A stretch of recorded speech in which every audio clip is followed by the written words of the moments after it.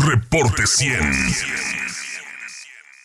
Hoy inician las campañas a la gubernatura del estado de Sonora. Son 6 candidatos, 5 candidatos hombres, una candidata mujer. Y para platicar de este inicio de las campañas a la gubernatura, hemos invitado esta mañana a una mesa de análisis a Rosalena Trujillo, vocera por el partido Movimiento Ciudadano. Buenos días, Rosalena, ¿cómo estás?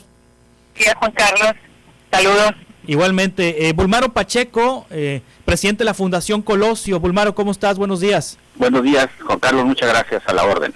Darvé López Mendívil, representante de Morena ante el Instituto Estatal Electoral. Darvé, ¿cómo estás? Buenos días. Buenos días, Juan Carlos, muchas gracias por la invitación. A ver, ¿puedes poner el micrófono, Ceci? A ver si ahí estás otra vez, Darvé, si puedes volver a saludar para escucharte. Muy buenos días, Juan Carlos, muchas gracias por esta invitación. Gracias, Darvé. A ver, yo en diciembre sentí que no había Navidad, ¿no? Por la pandemia, no había espíritu navideño. De repente pues veía así decoraciones en las casas y veía el arbolito en mi casa y como que no llegaba el espíritu de la Navidad y como que finalmente no llegó. Y a muchas personas eso le pasó por la situación de la pandemia.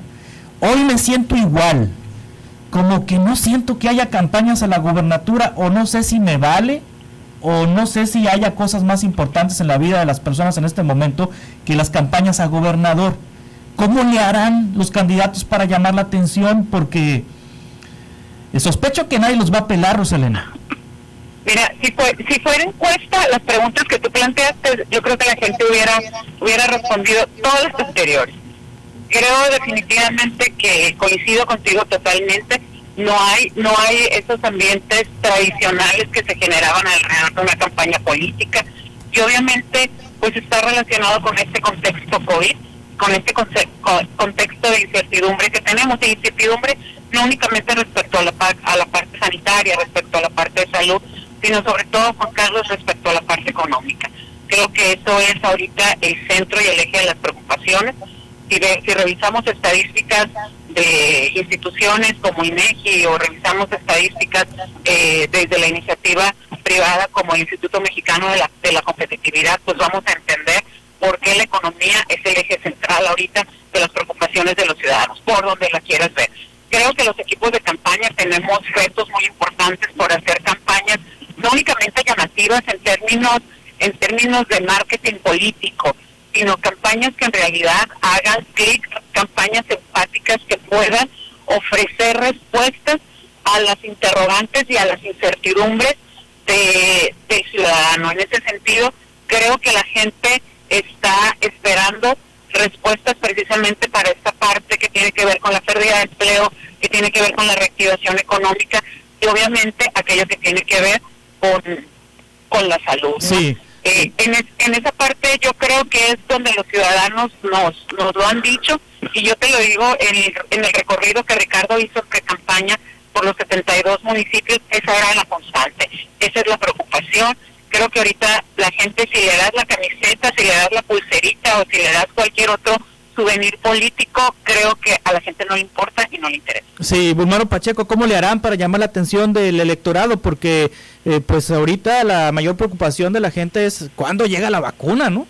Bueno, sí, coincido con lo que dice nuestra amiga Rosalena, es decir, hay muchas preocupaciones muy por encima de la política, de las campañas y demás, pero hay una obligación constitucional de integrar los poderes, el legislativo federal, los municipales, el Congreso local, renovar el poder ejecutivo del Estado, y a eso creo yo que se van a abocar los 6 candidatos que tú has mencionado en medio de una circunstancia inédita. Es decir, en 1918, que fue la última gripe española que mató cerca de 400,000 mexicanos, pues no había campañas, había un gobierno constituido y demás, y luego las sucesivas campañas que se dieron de esa fecha hasta ahora no habían tenido antecedente de este tipo, es decir, inédita la primera campaña para gobernador, diputados federales, locales y alcaldes en medio de esta circunstancia.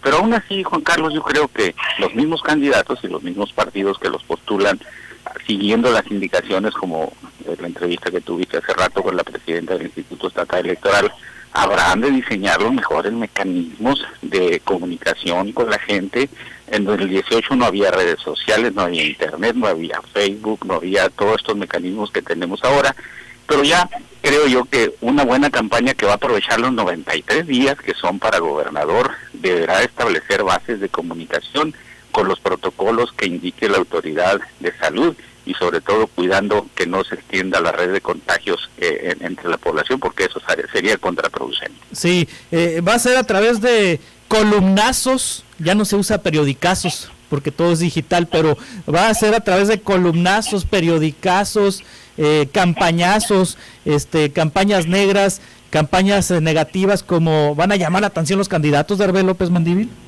Bueno, ya tenemos herramientas que utilizan los candidatos para posicionarse ante el electorado. Son los medios visuales, los impresos, las redes sociales, Facebook, Twitter, YouTube, mediante los cuales pueden elaborar y posicionar los mensajes para hacer llegar al electorado su plataforma. Los objetivos principales en las campañas tradicionales pues era la movilización de ciudadanos para involucrarlos en el proceso electoral. Hoy vamos a tener que invocar una nueva manera de llamar su atención. Al final de cuentas yo creo que no es todo tan malo, sino que esta es una nueva realidad, esta es una nueva situación. Yo creo que los candidatos van a tener que desplegar pues toda su habilidad para la comunicación política, para hacer llegar su plataforma.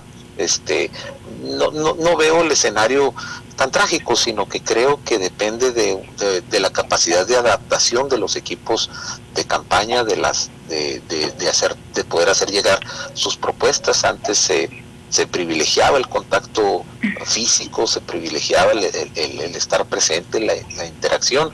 Hoy van a tener que reforzar sus esfuerzos para la comunicación política y pues al final de cuentas es una nueva realidad. Creo que todos estamos accediendo a nuevas maneras para comunicarnos entre todos. Casi el 95% de la población cuenta con un teléfono celular con acceso a redes y yo creo que de cualquier manera este proceso electoral, breve o grande, depende del punto que se le vea, va a ser muy competido. Sí, oye Darbe, ¿es cierto esto que sacó Raimundo Rivapalacio de que Durazo tiene 75 escoltas de la Marina? Bueno, fíjate que en un contexto como el que vivimos en las redes sociales, qué curioso que una nota por la cual Rivapalacio, que se ha hecho famoso por las mentiras, tan es así que el propio ex embajador Landú lo tildó de mentiroso, había exhibido una supuesta carta de Boeing reclamando la propiedad del avión, había dicho que Andrés Manuel López Obrador pues iba a fallecer por COVID, que estaba muy grave, etcétera, etcétera. Entonces yo creo que está muy desacreditado, pero además esa nota que quiso hacer réplica aquí en el estado, curiosamente no contó con ninguna expresión gráfica que la apoyara, como dijeron que lo acompañan para todos lados, a los restaurantes.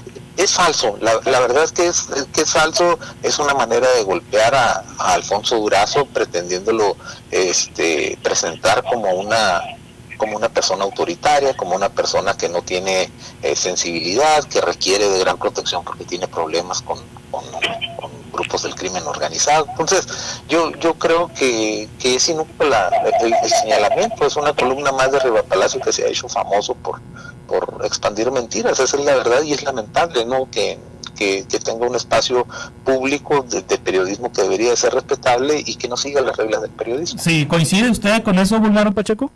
Pues mira, yo creo que es un señalamiento de un columnista nacional que es muy difícil que se arriesguen a decir cosas nomás por decir o por golpear.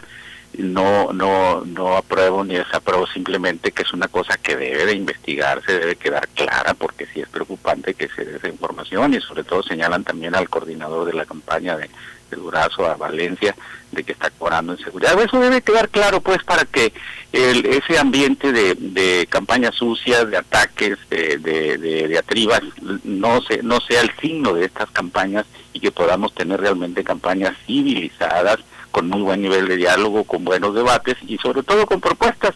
Creo yo que esas acusaciones, a lo mejor surgen otras contra los otros dos candidatos, tienen que aclararse, tienen que ventilarse. Yo creo que hay muy poco en lo que se le puede mentir a los sonorenses en un contexto de redes sociales y de mucha información, donde todo el mundo sabe todo de los candidatos, Juan Carlos. Sí, a Ricardo Burs, Rosalena Trujillo ya le tocó una dosis también, ¿no? Y descubrieron que una computadora del Partido del Trabajo en la Ciudad de México fue de donde salió un video ahí para desprestigiarlo. Así es, sí, de hecho, hace algunos días se presentaron, ¿no?, las denuncias correspondientes en ese sentido, y pues bueno, sobre todo esperando que la autoridad electoral pudiera haberse manifestado. Creo que la parte más importante fue la solicitud de Ricardo para que se generaran medidas cautelares, y la medida cautelar solicitada era que se retirara, que se bajara el video, ¿no?, que se bajara el video de Facebook, y pues el Instituto Electoral creo que no manda un buen mensaje para el inicio de la contienda. El video siguió circulando y bueno, hay un recurso presentado ante el Tribunal Estatal Electoral, y pues esperemos que haya una respuesta, porque no creo que sea el mensaje. Creo que no únicamente los partidos políticos, sino los ciudadanos esperamos campañas más transparentes, esperamos campañas de propuestas definitivamente, y yo creo que hay una gran diferencia entre pensar en campañas de contraste, que creo que esas son las campañas que pudiéramos esperar, pero no campañas de falsedades, no campañas de mentiras, no campañas de denostación, porque creo que eso no genera en el ambiente correcto. Bien lo señalabas tú al inicio de esta mesa, la ciudadanía anda pensando en otra cosa para encima generar este ambiente de denostación. Yo creo que no le sirve a los ciudadanos, no les sirve a la democracia y no les sirve ni a México ni a Sonora. Sí, los símbolos son importantes. Darbé López, representante de Morena en el Instituto Electoral, Bulmaro Pacheco, presidente de la Fundación Colosio, Rosalena de Trujillo, vocera de Movimiento Ciudadano. Los símbolos son importantes y en ese sentido me gustaría saber por qué decidieron hoy los candidatos iniciar donde van a arrancar las campañas. Entiendo que Ernesto Gándara estará en Navojoa, entiendo que Alfonso Durazo estará en la Plaza Emiliana de Subeldía y que Ricardo Burs inició al primer minuto de este día en redes sociales y tendrá un evento también aquí en Hermosillo. ¿Cómo inicia Gándara, Bulmaro, y por qué inicia donde inicia? Inicia en Navojoa porque ahí le pidieron hace tiempo que si podía decidir en función de lo regional, pues poder decidir en la cabecera distrital, como va a continuar en Hermosillo domingo y lunes, en Nogales martes y miércoles y demás, cabeceras distritales para cubrir el 88% de la lista electoral que está en 13 municipios, Juan Carlos. Yo le agregaría tantito al tema anterior, dejar ese vergonzoso papel que tuvo Sonora en 2018 de quedar hasta el último lugar en participación política con el 51.9%, mientras estados como Yucatán y Tabasco tuvieron el 75-72% de participación. Los candidatos van a tener que hacer un esfuerzo para, en medio de la pandemia y de las limitaciones, motivar a los electores para no quedar a la cola en la elección. ¿Por qué Gándara inicia en Navojoa? Porque le interesa un diálogo con los indígenas, con los jóvenes, con las estructuras de los tres partidos, porque previo a la decisión de las candidaturas municipales y distritales se tienen que hacer amarres, se tiene que hacer pues una comunicación. Es la primera campaña de un priista aliado con el PAN y con el PRD, recordemos eso, y tienes que cubrir la necesidad de movilización de la campaña en función de las prioridades sociales, pero también de la atención a los cuadros políticos que tienen confianza en Ernesto Gándara y que los represente como candidato a la gubernatura, Juan Carlos. Sí, Alfonso Durazo inicia en la Plaza Emiliana de Subeldía, Darbé. ¿Qué es lo que quiere dar a entender? ¿Cuál es el símbolo? ¿Cuál es la motivación de iniciar ahí?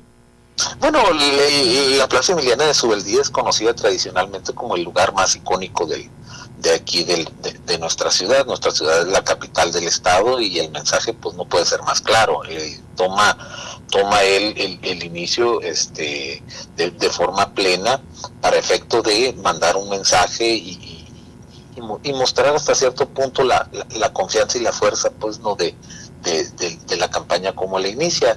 No había yo reparado necesariamente en que fuera la utilización de un símbolo. Cualquiera de los candidatos. Pero es que a Durazo le gustan los símbolos. Cuando inició su precampaña se fue a Magdalena, a la tierra de Colosio, claro, pues, claro, ¿no? Claro, es un mensaje de respeto al prácticamente al origen político, pues, ¿no? De respeto a la tierra. Pues al final de cuentas, Hermosillo es la capital, la Plaza Emiliana de Zubeldía, pues viene siendo el lugar más icónico de nuestra ciudad, donde se han hecho pues gran cantidad de mítines. Ahí han iniciado otras campañas anteriormente. Yo creo que era el lugar más apropiado. Además está frente a nuestra universidad, nuestra querida alma mater. Entonces yo creo que es el lugar más representativo probablemente en el estado para iniciar una campaña, por ser Hermosillo la capital, por estar en el centro, por ser un lugar en el que por desgracia ya no se puede citar a un gran cúmulo de personas, pero eso no implica que no puedas rememorar, pues, no, el hecho de que las grandes convocatorias en realidad se realizaban ahí. Entonces yo creo que el mensaje pues no puede estar más claro. Sí, Ricardo Burs, ¿por qué inicia como inició Rosalena Trujillo? Pues mira, iniciamos desde las 0 horas, andamos todavía medio desveladones, empezamos a las 0 horas con un mensaje, con un Facebook Live de Ricardo. Creo que esa va a ser mucho la tónica y la dinámica de las campañas, la parte digital, la parte de aire. Y Ricardo tiene agenda desde la mañana en diversos puntos de la ciudad. ¿Por qué empezar en Hermosillo? Creo que coincido con lo que decía ahorita Darvé, es la capital, y creo que en Hermosillo podemos hacer confluir toda una serie, no únicamente de las estructuras, sino también de simpatizantes, militantes, y además de los eventos que Ricardo va a tener a lo largo de este día, que creo que lo van a poner en contacto con la ciudadanía en la capital, sobre todo en distintos sitios, haciendo activaciones, saludando a la gente en la calle, con algunas reuniones también en colonias. Y tenemos un evento a mediodía en un salón de eventos que podríamos decir que es un evento que, si bien fue es de acceso público, es un evento más para que confluyan aquí gente de distintas partes del estado, porque es un evento en el marco del 8 de marzo, en el marco de la conmemoración del Día Internacional de la Mujer,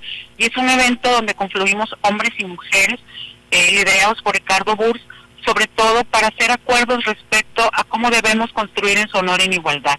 Nos va a acompañar la senadora Verónica Delgadillo con una conferencia sobre todo relacionada con esta idea de cómo construir un Sonora donde las mujeres y los hombres puedan acercar o podamos derribar esos brechos de desigualdad que no nos han permitido crecer. Ahora, no hay una cosa tan enfadosa que los debates que organizan en México para los candidatos a puestos de elección popular. ¿Qué cosas tan más enfadosas? Pues mira, para poderse dormir a gusto, si quiere uno agarrar sueño, pues ve esos debates acartonados, esos debates en donde no debaten, nomás exponen. Hoy se supone que tendría que ser diferente, porque estamos hablando de que los candidatos son intelectualmente mejores que los que tuvimos en 2015, es decir, mejor para hablar, leen libros, los candidatos, por lo menos tienen más cultura que los candidatos de 2015, que pues les hicieron un debate al modo, de manera que no pudieran confrontar ideas, porque pues quizá no les daba la capacidad en el 15. A ver, ¿va a haber debate de verdad? Ahora sí va a haber debate donde va a ser así como en Estados Unidos, o van a poner los partidos siempre, como siempre lo hacen, una camisa de fuerza, Bulmaro. Mira, yo espero que sí, porque tienes toda la razón. Es decir, los debates cuentan en la elección porque son vistos por mucha gente y ahí le ven los modos de hablar, de proponer a los candidatos. A mí no se me olvida que Nixon por un debate perdió la presidencia contra Kennedy. Tampoco se me olvida que López Obrador, por no ir a un debate, tuvo un altísimo costo en 2006, que creo yo llegó a ese resultado de 0.56 de diferencia. Las prioridades, Juan Carlos, son muy claras, y hay encuestas en periódicos hoy que muestran que la cuestión de la propuesta de seguridad domina en el ambiente sonorense, porque es la que más le preocupa según estas encuestas a los sonorenses. Luego la economía, luego la pobreza, la corrupción y la salud. Ahí deberán de estar muy bien equipados los candidatos y la candidata para responder con propuestas muy concretas, sin rollos, sin divagar, sin hacer falsas expectativas, para que la gente tenga realmente una imagen certera de ellos. Se me hace un poco largo que sean 6 candidaturas para debatir. Hay que ver cómo se van a organizar y todo lo demás. Ya sabemos que 2 de ellos de esos 6 van en contra del candidato de la alianza PAN PRI PRD, sobre todo Satarain y Cuauhtémoc Galindo, y vencerás. Pero aquí yo creo que la autoridad electoral deberá buscar el mejor mecanismo primero para que sean propuestas concretas, para que sean debates constructivos, y eso dependerá de los candidatos y sus equipos, Juan Carlos. Sí, Darvé. Bueno, estamos en una situación novedosa, distinta de la del 2015. Hoy confluyen esas fuerzas que antes se criticaban y luchaban entre sí, señalándose como corruptos, se unen en contra de un proyecto que busca la transformación del Estado, y por otro lado pues también viene una candidatura como la de Ricardo Burs, que al final de cuentas él se proyectaba como independiente e incluso manifestaba que en caso de no levantar su campaña se uniría al proyecto de la alianza, y al final de cuentas yo creo que sí los ciudadanos van a poder diferenciar dentro de la realización de los debates qué parte representa cada quien. Los discursos van a estar muy diferenciados y pueden tornarse hasta cierto punto álgidos por lo mismo, pues porque al final de cuentas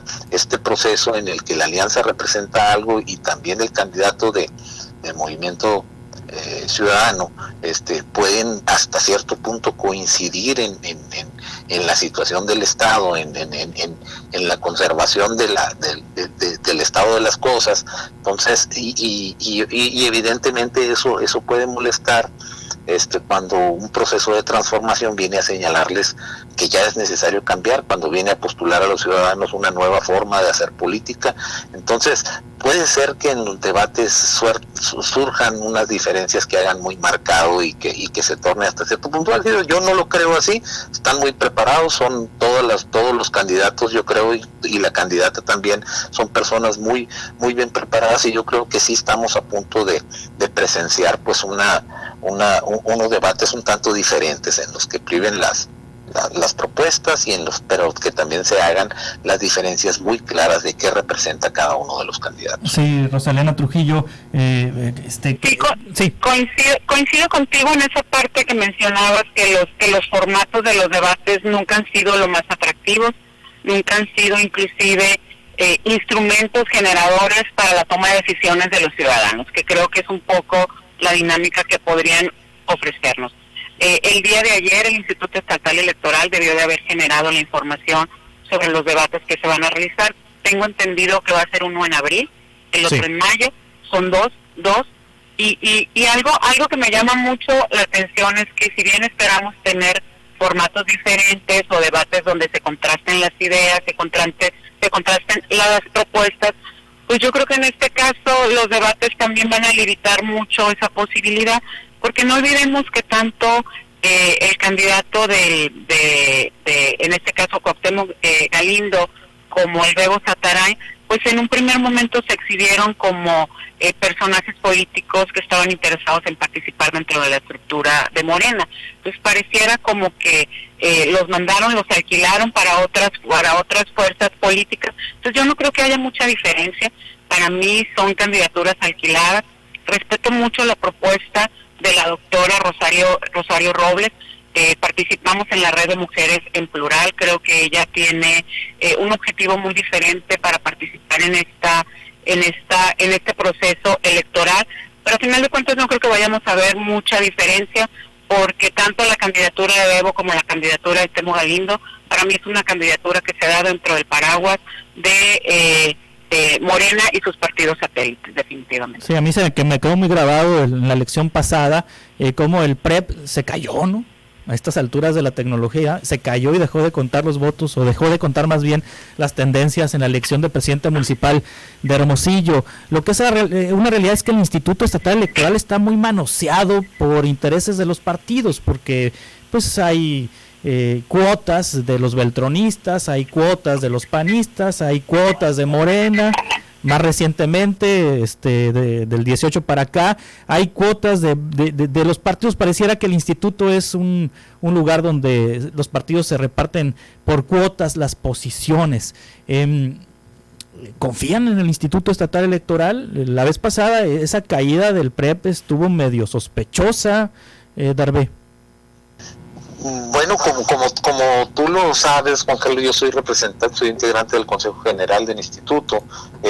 Mi posición tiene que ser muy institucional y la verdad es que así es. No solamente respeto profundamente el trabajo que realizan el Instituto y sus integrantes, sino la presencia de las otras opciones políticas y el diálogo al interior tiene que ser muy respetuoso. Uno de los principios que privan dentro del Instituto es la transparencia y al final de cuentas todas las actividades realizadas en el instituto, en su interior, están bajo la vigilancia de los partidos. Entonces, sí, yo creo que la representación política de cada uno de los partidos y las opciones políticas ahí presentes tienen la obligación de hacer su trabajo y vigilar. Tan es así que hemos sido testigos anteriormente cómo se debatía y cómo se ponían a la luz situaciones que no eran pues muy bien vistas pues al interior, pero que al final de cuentas han podido solucionarse y que han podido transitar hacia un proceso como el que actualmente se está llevando, que no es accidentado,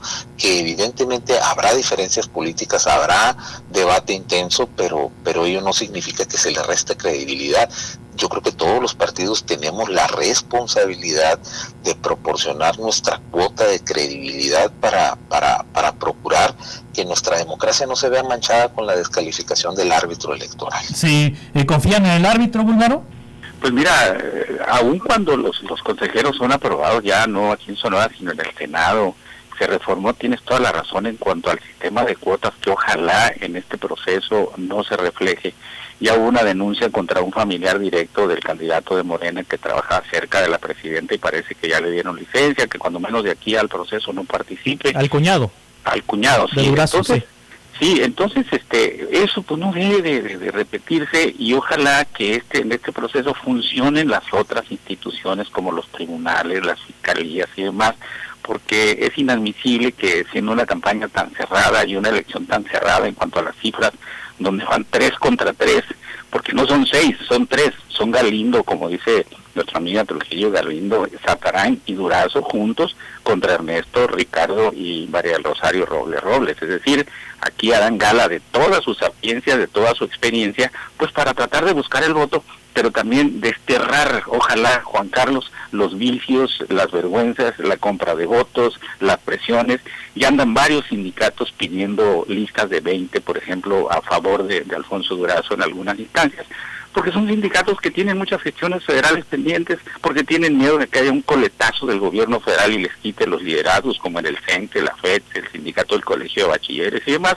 Y bueno, eso deberá seguir puntualmente el instituto y las instancias de control electoral, porque está prohibido el voto corporativo y más prohibido todavía que se esté forzando a los trabajadores de instituciones a promover el voto a favor de determinados. ¿En qué sindicatos están pidiendo listas de 20 para el Colegio de Bachilleres, por ejemplo, un amigo tuyo, el Chapo Soto, denunció hace unos días que ya hay un formato signado por el Sindicato Único del Trabajador del Colegio de Bachilleres, donde le dice a los trabajadores que es obligatorio firmar 20 gentes por trabajador para orientarlos a votar en la próxima elección. ¿Sí es cierto eso, Darbe? Pues mira, me parece muy ilustrativo que sea nuestro amigo Bulmaro quien señale que no debe haber voto corporativo cuando esa fue una práctica que es el distintivo del PRI. Yo la verdad no creo eso, pero no creo por una cuestión objetiva. En este caso es muy fácil hacer un señalamiento en un periodicazo, en una columna. No sé si este columnista tenga la credibilidad suficiente como para sostener la información que proporciona.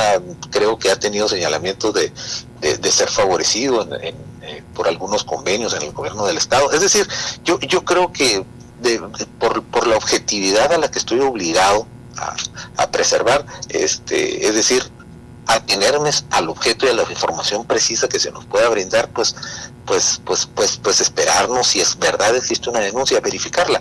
Yo de entrada tendría que negar absolutamente eso. Yo creo que el sindicalismo y el corporativismo, y más en el estado, un estado que es gobernado por el partido que confluye en la alianza y que representa al PRI, al PAN y al PRD, que se ha hecho famoso por ejercer mecanismos no muy bien apropiados ni tampoco muy legales para ejercer el control político en el estado. Yo tendría y tengo derecho a tener absolutamente mis dudas sobre eso. Entonces, en verdad no lo creo. Ahora, Rosalena Trujillo, una reflexión final sobre si hay confianza o no en el árbitro.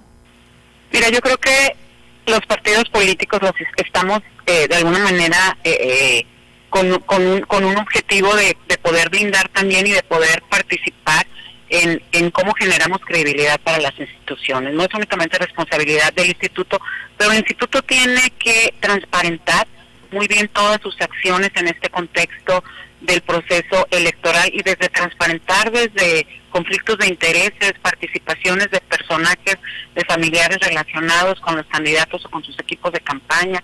Creo que esa parte es una responsabilidad del Instituto Estatal Electoral.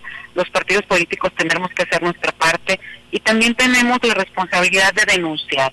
Si hay, como dice Bulmaro, señalamientos de sobre cuotas que se les están pidiendo a los sindicatos, si algún periodista publica, creo que hay una responsabilidad de fortalecer la democracia, y la denuncia es una vía para ello. Creo que si seguimos únicamente con la denuncia mediática, no avanzamos, y creo que los partidos tenemos que hacer nuestra parte, fortalecer en las instituciones, fortalecer el proceso de ciudadanización de la política, fortalecer la participación de la política, porque creo que esa es una gran preocupación.